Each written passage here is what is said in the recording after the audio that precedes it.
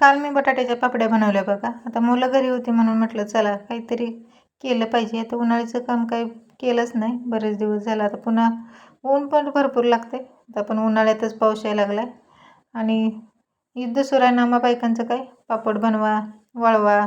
आज हे बनवायचं उद्या ते बनवायचं आणि त्यात गॅस पण भेटत नाही. ज्याला गॅस कमी लागतो तेच मी बनवायचा प्रयत्न करायला लागली. एक्स्ट्राचं काही जास्त बनवणार नाही. आमच्याकडे पण गॅसची टंचाई आली. काही काही चुलीवरच बनवायला लागलीत.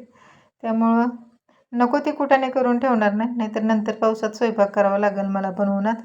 अशी वेळ येऊ नये म्हणून त्यामुळं मी पण कुकरला शिजवून घेतली. 2 ते 3 किलोचंच प्रमाण असेल त्या प्रमाणातच. आता माझ्या मुलीला मी लवकरच शिकवलं आहे बघा. तर 2-3 वर्षापासून तीच मला करू लागते. मुलांनाही खूप भारी वाटते असलं काहीतरी बनवायचं. मी आधी थोडा वेळ दाबलं ती म्हटली मीच दाबून देणार आता तू टाकत बस. तर मुलीला लवकर शिकवले आणि आता पुन्हा आमचं बारका पण आला आहे. तर तो म्हटला मी टाकतो. तर त्याचा टाकायचा नंबर संपला का लगी म्हटलं मी दाबणार आहे. तर त्यानं पहिल्यांदाच दाबत होता पण छान बनवत होता बघा. अशी मुलं असल्यावर कशाला मला म्हणजे टेन्शन आहे कामाचं. तर खूप करू लागतात असं काहीतरी असले का मदत. मग संध्याकाळी स्वयंपाकाची तयारी होती. आज तर काहीतरी नवीन मेनू होता. तर मुलं काही मला शांत बसू देत नाहीत. मग आम्हाला बनवायची होती मिसळ. तर त्यासाठी मग अगोदर पाव आणले. पुन्हा लक्षात आलं फरसाणा पण संपला होता.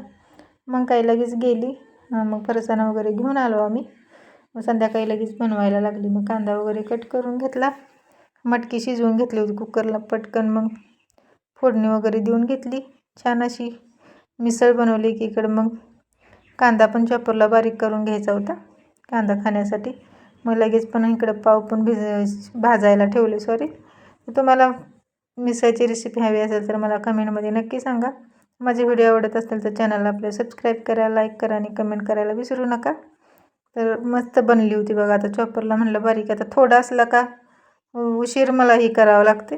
जास्त असला का म्हणजे त्यामध्ये पटकन बारीक होतं आहे. आता एवढा पण चाकून कट केला का माझ्याकडनं तर बारीक होत नाही.